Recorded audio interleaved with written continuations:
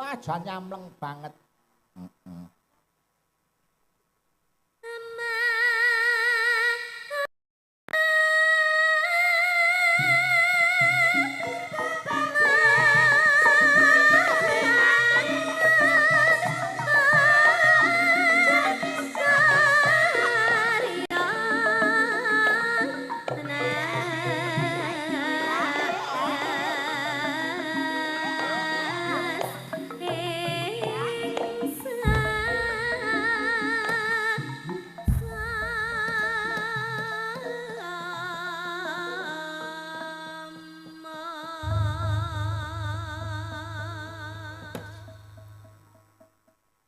Punakawan Bagong, aku tansah ngaturake gunging panuwun marang jeneng kowe Punakawan Bagong.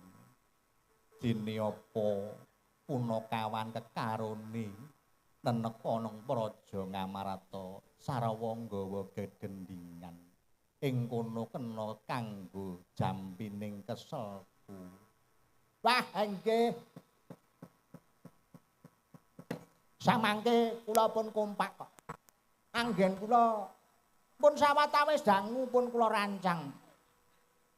Anggene mung ngrencanake anggen kula sowan wonten praja Ngamarta mriki. Mangke kakang kula sing bagus menika Kang Petruk. Kang mengko lek mlebu gawe Nuswantara. Ben klegan penggalihe ndara-ndara Pandhawa. Wah, sapa ngerti awake dhewe oleh sareng. Wah, legan sembarang ora suwi. Wah, nggih. Manika sawetara ngen kula sowan ugi sampun rawuh menika wonten Praja Ngamarata Begawan Dana Sarimpit kaliyan paman kok paman. Patih Sengkuni. Ning ora apa-apa panjenengan kami sosolen. Tansah ngaturaken bekti kula kunjuk Begawan Durna. Iya ya Bagong. Bekti ndak tampa ora liwat bae pangestuku tampana. Nggih, kula pundi muga dasa jimat parike. Bekti kula Patih Sengkuni. Pancen bocah trendelu. Wah, janur gunung kadingaren. Padatan sing wis-wis mataun-taun pasewakan jenenge Bagong pingaturke bekti karo aku iki ya bengi iki. Aning mboten napa-napa wong panjenengan nggih tiyang sepuh. Kedahe dipun bekteni lek nggih pun leres. Iya. Wah, wong ya biasane gunemamu ki nyangklak pundak ning karo aku. Ning wong pengin iki mboten. Among pengin iki Bagong niku amonge Bagong dalu niki wadugi. Dadi bengi kuwi ana sing nganjingi. Nggih. Dalu niki kula pun dianjingi kula niki. Kula niku lek gleleng lek wonten guse niku wah wong kula niku mampir teng Padepokan Sapu Jagat dipun ruqyah kula. Sakniki pun menep rumiyin kula nakal kula niku. Aja layak samu barang ning pasewakan kuwi angger petemu aku korekku mesti ilang. Wah, jan kaya sing balung. Nggih. Samangke Kang kowe iki omong to. Kakangku mbarep. Lah kowe kuwi ndrewiwi ning mburi wae kok. Ya gantian ngomong. Ya kabeh mangandum gawe. Nyebar godhongkara sabar sawetara. Wis didhawuhke karo Gus Dedi mang ning mburi. Innallaha ma'asabirin. Wis kage ndang ngomong. Ya aku tak ngomong kok lambemu aja gambleh wae. Iya Petruk kagi kowe matura ana wigati apa jeneng sira sakloron Punakawan Petruk lawan Bagong nenek ana Praja Ngamarta. Nggih sinuwun samang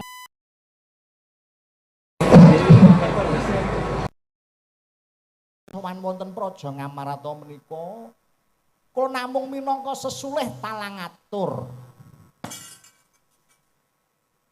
Sesulih talangatur nggih menika saking Bapak Semar nggih Bapak kula. Nggih.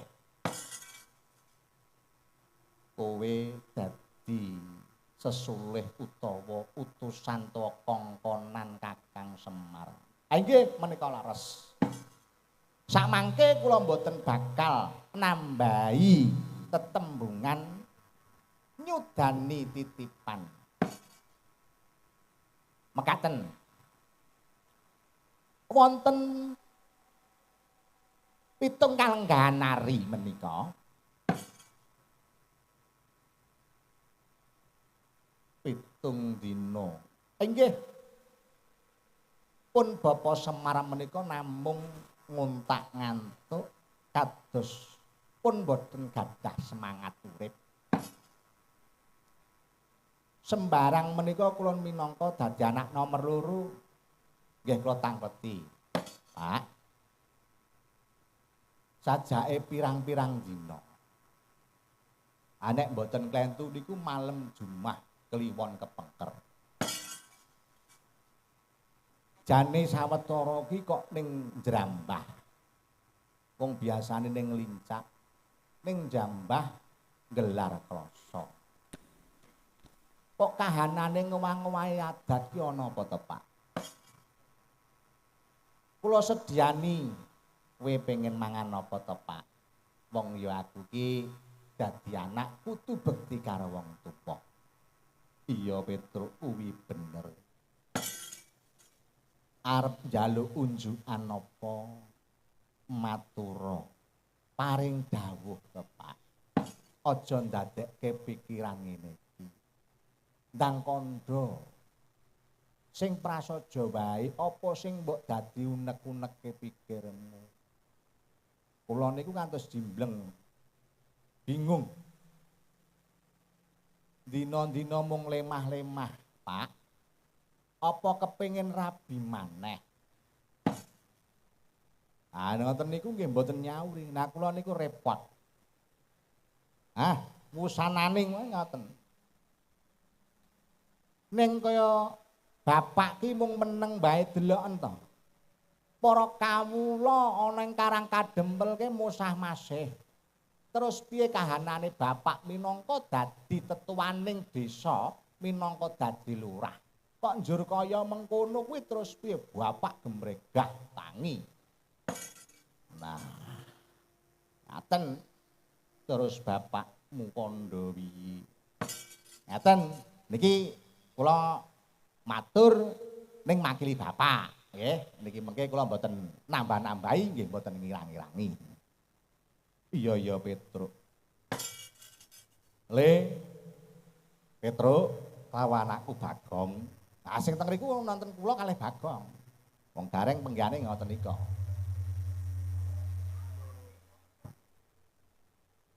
Gareng menika kan nggih piantunipun bocah sregep banget bendina ana ning Tegal nggarap Tegalipun bapak. Ngene gareng. Petruk lawan kowe Bagong mangertenono ya tole. Yen to bapakku wis 7 dina 7 bengi atine bapakku wis susah. Bapakku wis ora pengin piye-piye. Wah, bapak nceritake. Nalika semono bapak ana kayu mangan, gathukna uripe mulya, mukti wibawa mbau dendha. Wis ora kurang sembarang. Njur bapak duwe pilihan kepengin mudhun ning Arcapada to. Njur kahanan kaya ngene iki. Bapak bingung, bapak ki terus piye? Nyawang deloken molah mubah musike. Para bendara-bendara sing ana papan dhuwur kae kan. Wis ora gelem mikir kawulane njur saenake dhewe. Wah, yen kaya mengkono kuwi. Wong bapak bali ning Kayuwangan. Ah. Bapak muni ngono kuwi muntap jebret. Ismaya Tirasena iku medal saking bapak. Ismaya matur, Semar dadi wong sabar.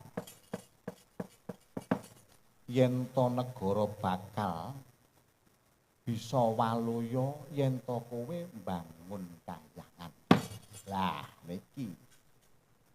Terus bapak matur, minangka sranane mbangun kahyangan kuwi Karang Kadempel kudu kasinungan wujude Jamus Kalimasada paribasan suwene sakedheping netra. Nah, menika aturipun Bapak. Cukup ngono Petruk. Ha nggih, dados anggen kula sowan wonten Praja Ngamarta mriki dipun kengken Bapak, nggih.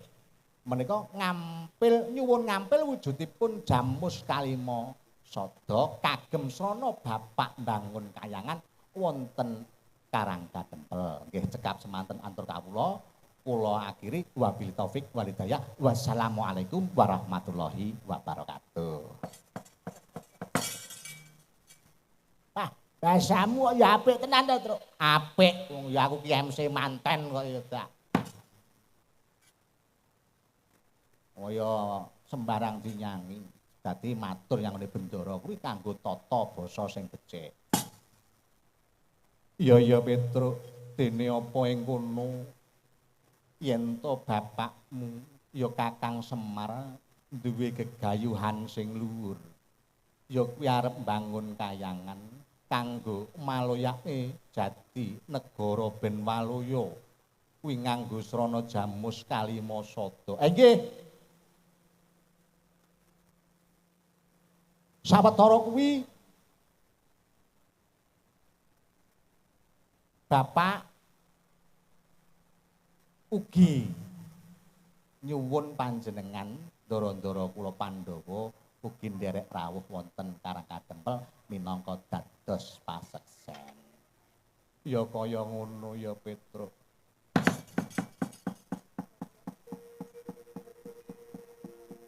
Kagiat resang kapirangu ore nengkul kinempit kampit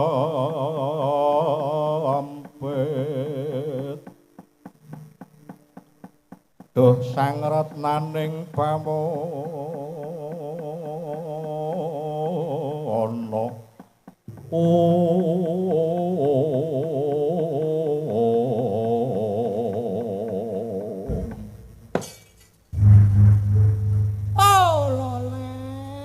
Semarante jepeper manyer-manyer gondal bisa buntut empret gantil. Hawallah, hawallah, ala syukra, syukra. Anangger, Prabu Puntadewa. Inggih Bapa Premban. Dene apa nggonku Praptana Praja Ngamarta kene jembule pidak jempol kekarepan padha karepe sing dayone Semar Badranaya kang kongkonan ya kuwi putrane Petruk Kantong Bolong. Dene apa ing ngarep nggonku kepengin ngampil wujude Jamus Kalimasada kanggo tumbal Praja Ngastina. Jebule kono terus piye ngene iki? Inggih Bapa Premban. Mangertenono Petruk wonten dawuh Praja Ngastina lawan bentaramu kuwi isih nak ndulur. Ya kabeh mang kudu dipikir. Nggih. Kula menika sesa-sesa ingkang kagungan. Ngene ya Petruk sing gedhe pangaporamu. Dene apa rawuhipun Bapa Premban Durna klawan Paman Patih Sekuni ana Praja Ngamarta semono uga kepengin ngayunke wujude Jamus Kalimasada kanggo tumbal Praja Ngastina kanggo ngluwari panandang.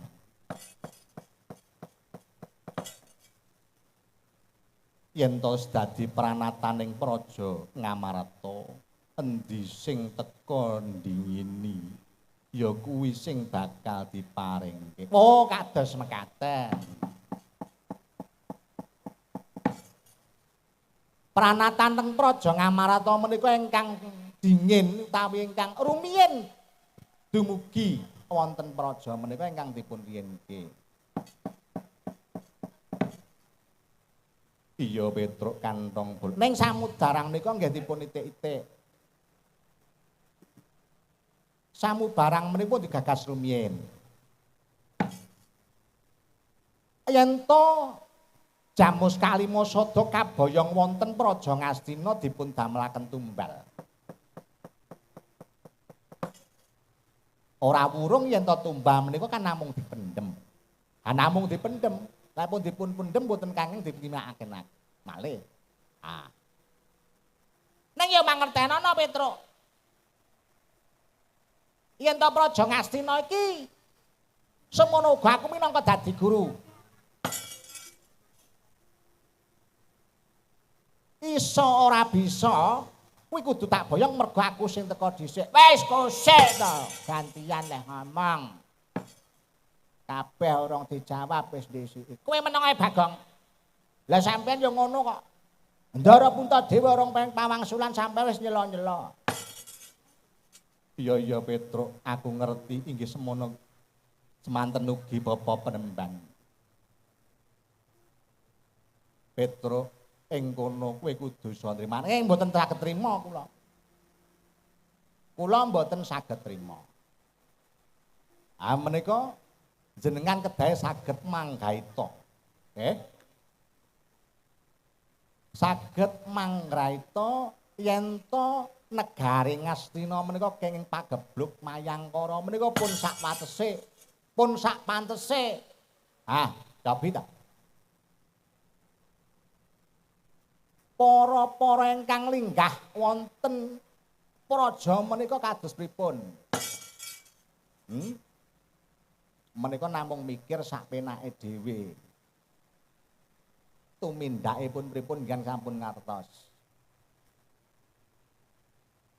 Ah. Jenengan kedah pamikir menika pranggaitanipun saged dah landhep.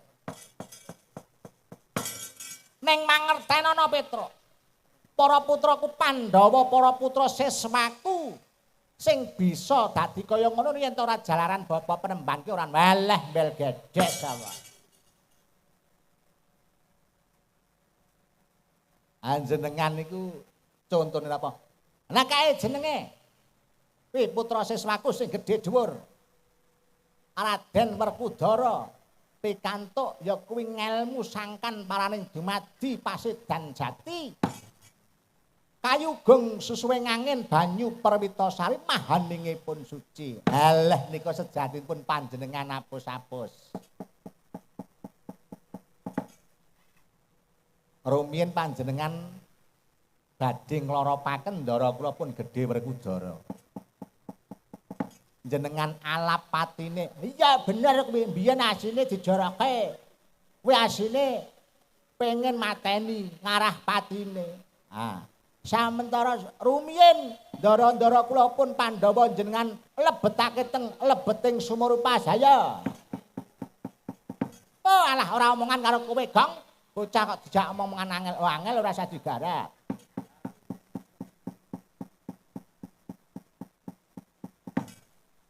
Bocah kok jak omongan ruwet-ruwet ya judali. Bocah kok repot titip. Jane kuwi kok ndrewiwi ae. Apa ora ngerti Bapak Penemban kene-kene? Iki pendhita. Iya, pendhita ning kono. Pun menika cekak cukupe Jamus Kalimasada kula suwun. Ya ngene Petruk. Prana Pandhawa ana cacah 5. Ing kono aku bakal pirembugan marang kadang-kadangku. Wah, jane yen to Kakang Semar duweni gegayuhan arep bangun kayangan Aku arep paring sabyantu. Jodipati bondo maewewu mok tewu ora apa-apa. Wah, masuk. Semono uga aku kepengin sabyantu marang Kakang Semar. Yen to babakan Jamus Kalimasada aku ora bisa menehke Petruk. Kudu rembukan kadang-kadang dulur-dulur wana cacah 5. Was. Yen to kados mekaten Ndara, niki mengke kriwikan dadi grojokan. Gelandang carang Jaka Pucuk. Kowe bisa nggawa wujute ya kuwi Jamus Kalimasada yen to bisa ngelangkai bangkene Begawandra. Wah, dadi tenan iki.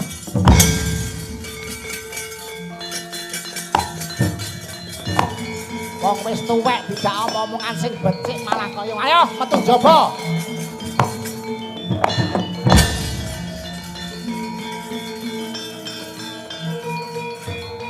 Minggat ora. Iya. Durna musuh.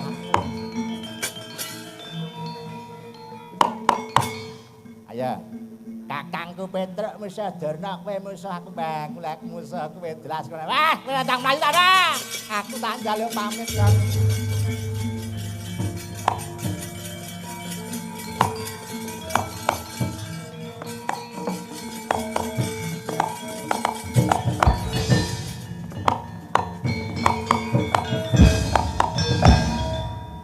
Wah, jan apik wis.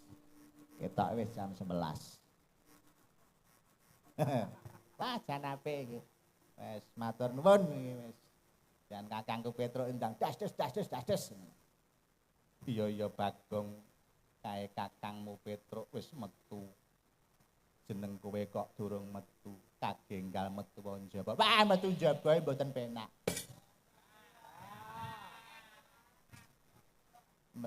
Metu njaba wis ora dadi. Jenenge metu kuwi lak ya neng njaba. Wah niku lek liyane nek kula metu nggih mboten teng jaba. Bagong, aja celometan tak gecek ndasmu iki pasewakan. Wah mboten, Ndara, mboten. Tetembungan sing apik. Nggih, aturaken samudra pangasami anggen kula bilih menika matur menika wonten sisip sembirite wonten lepating ukara mrujuting tembung. Ya ora dadi kaya pengapa.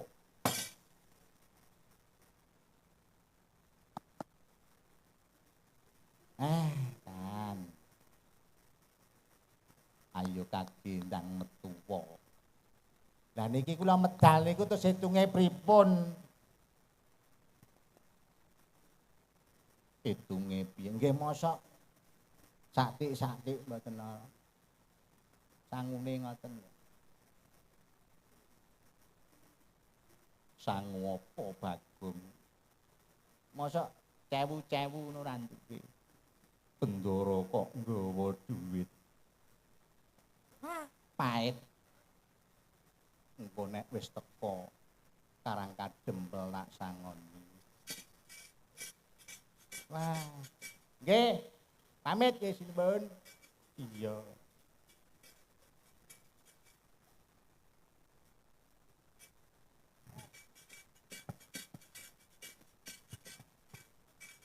Wah, jane pas wis. Iki sapa iki? Kula pun tumenggung. Gawa duit. Inggih. Enek pira? Menika wonten 50. Enek tak gawane. Mengke diwangsulke napa mboten? Njaluk Janaka. Kowe gak Bagong bocah kaya ngono. Om, Dawe.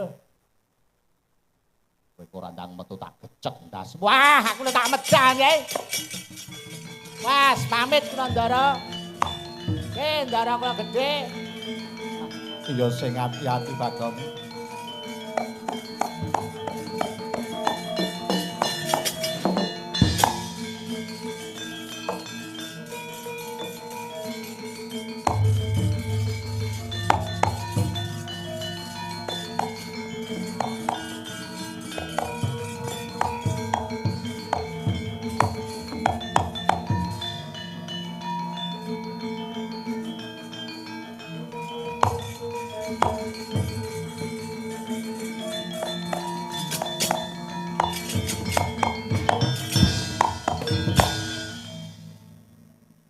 Yai Yai Janaka adinipun Kakang Yai dalah Yai Werkudara. Wah, Puntadewa kakangku. Nyuwun inggih Kakang Mas.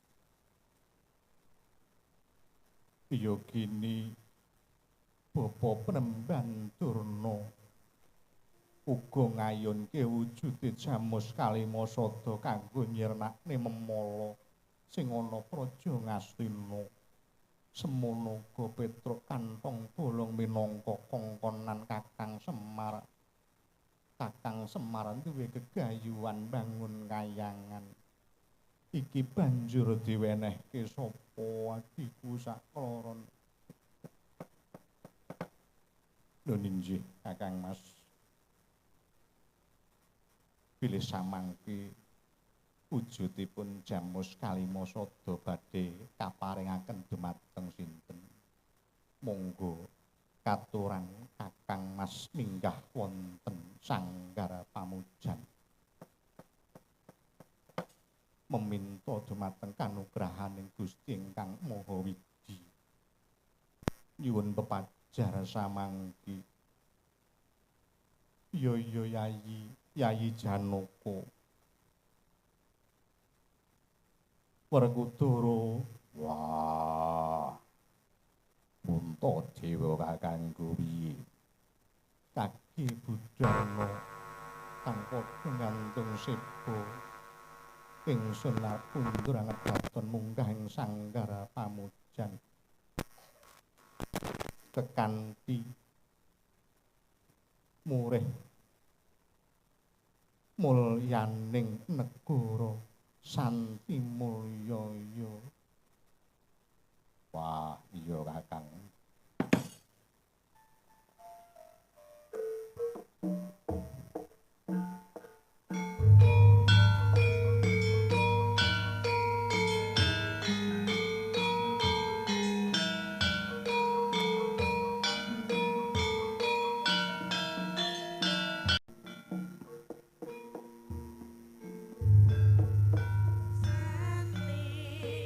Mulya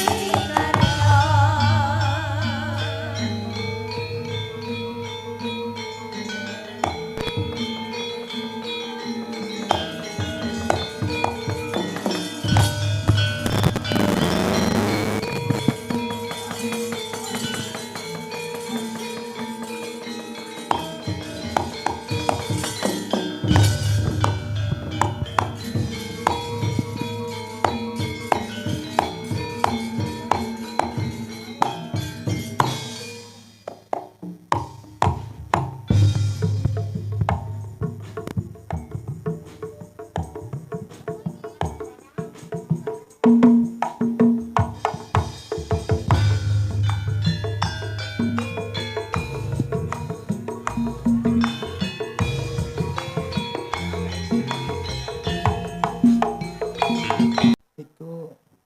pripun iki pripun?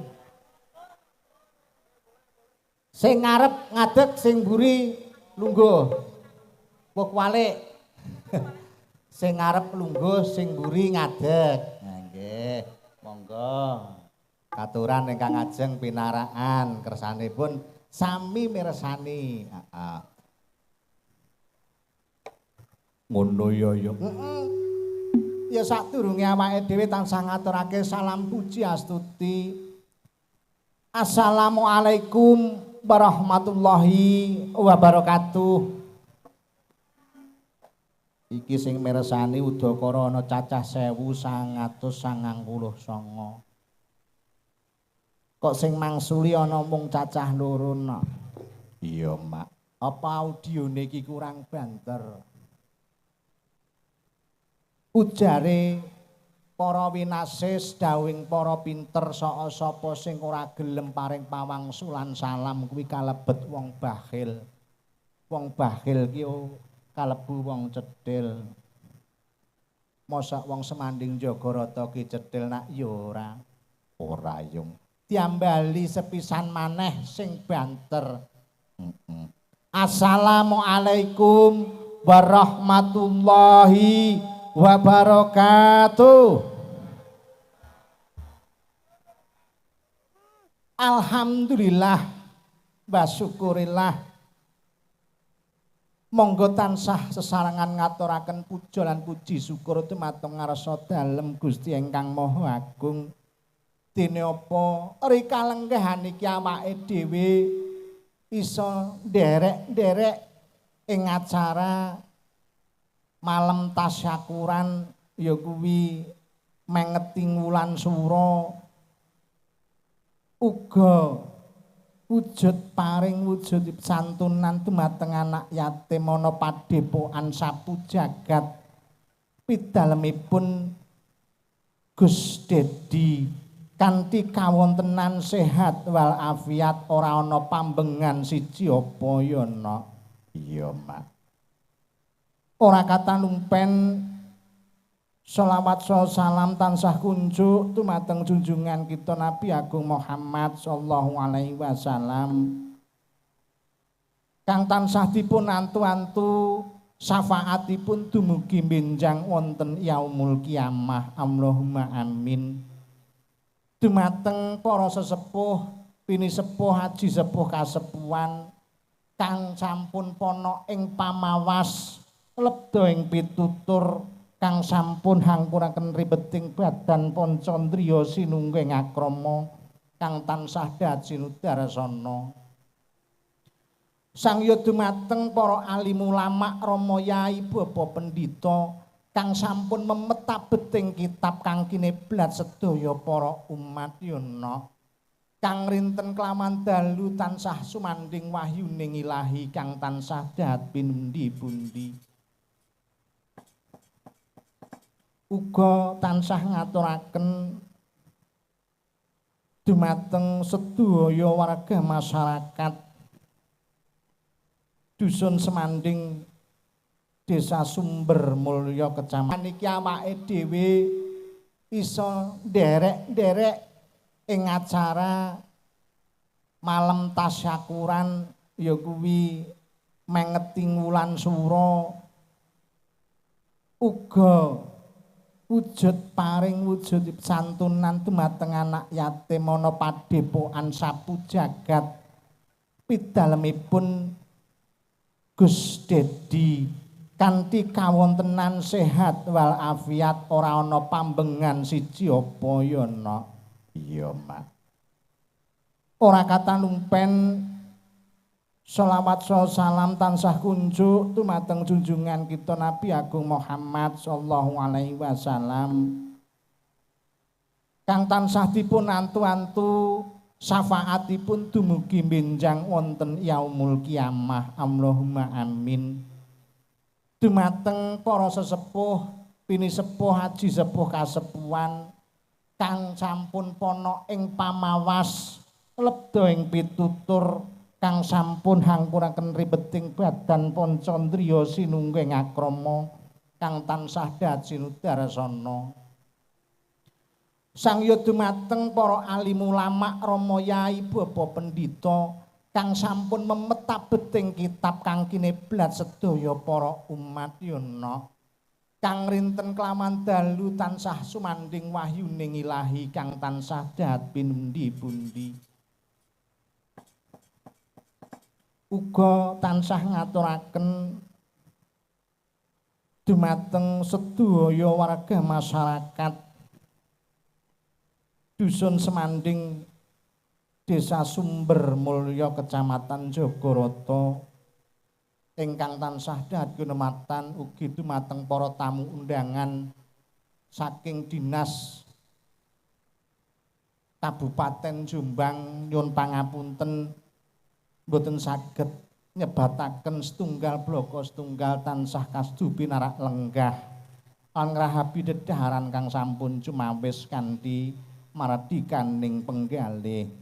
Iya mak dadi awake dhewe uga melu mangayu bagya nggone Gus Dedi mengeti acara ya kuwi malem Muharram tawa Sura. Nadyan to iki durung kelebu Sura awake dhewe suga nderek mengeti malem tirakatan mapak wulan Muharram no. Uga santunan anak yatim. Iya nok nggone awake dhewe sewanti nimbalan ki mau sak gotrah, sak kukuban, sak kanca rewang ora mung ijen awake dhewe dene bengi iki ngrawuhake pesinden cacah 1 2 3 4 5 6 7 8 9 separo. Kok separo sing kidul dhewe iki. Jan apik. Wah. Uga ngrawuhke bintang tamu. Sapa? Dulur kuanom Nduk Nimas Niken Salindri kalian Prigel Pangayu Anjar Wening. Uga mengko ngrawuhke dulur lanang pelawak saka Kabupaten Nganjuk putranipun almarhum nggih menika Bapak Kolik.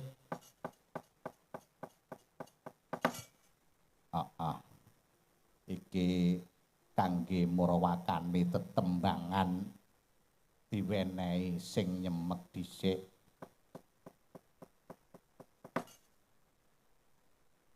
Biasane sinden sing nyemek kuwi sing di bagiane sing lor dhewe nok. Menika mepet mojok lor ngetan ingkang pinaringan Bu Sri Umi Rahayu. Bu Sri Umi Rahayu. Wajan kuwi sinden 3 jaman wisan. Kancane dhewe entek panggah ijik. Kuwi ngono kelangenane sing ngendang.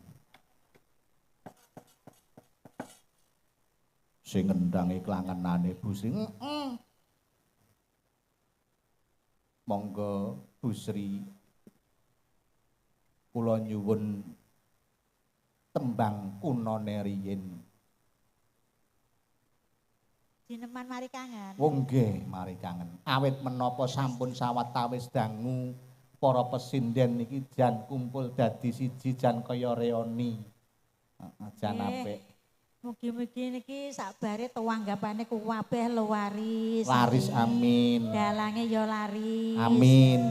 Rezekine tambah akeh. Amin. Amin. Lek iso ya kumpul ngene terus ya. Nggih, kula nggih dongakne sehat nih Pak Dalang nggih. Kula dongake sehat. Nggih, umur ingkang barokah. Oh mek sik swidak loro ae. Pinten? Swidak loro. Swidak loro. Wah, kelahiran swidak 5. Nggih, monggo Bu. Mari kangen.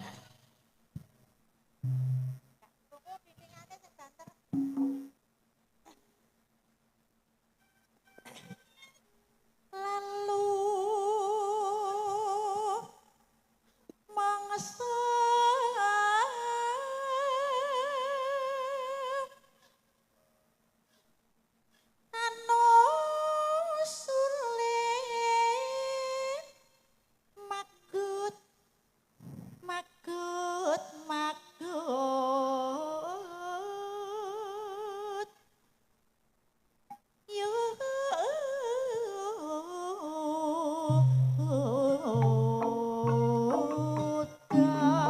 Monggo keplok sareng.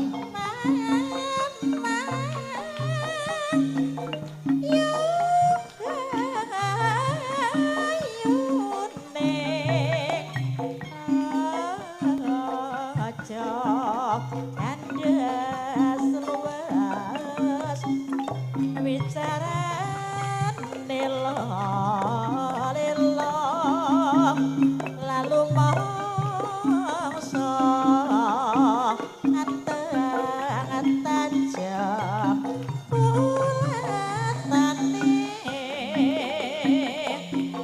manusule magut yuda rempok ramane dewe yen kasepok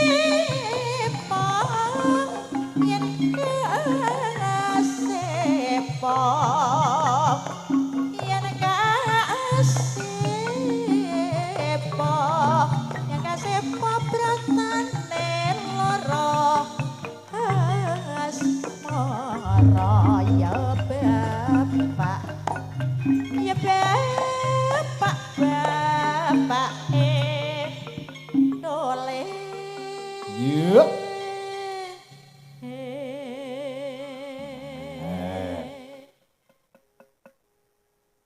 isor karo kegemae ngaku joko loro-loro anake jalali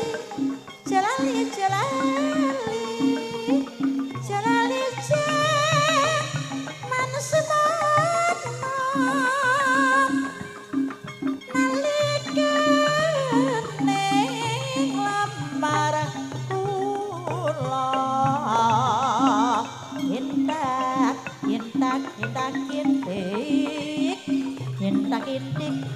intik saben sore maneman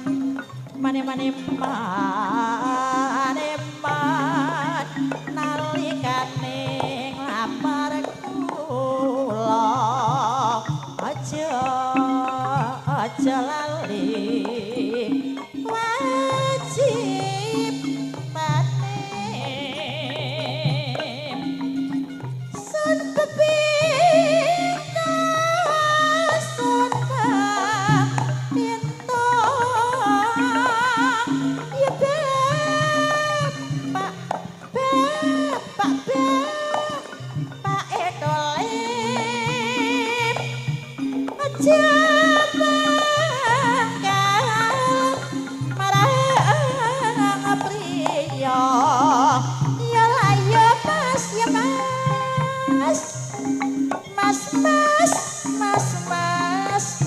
masku dewe sona pepinta jawangkal marang priya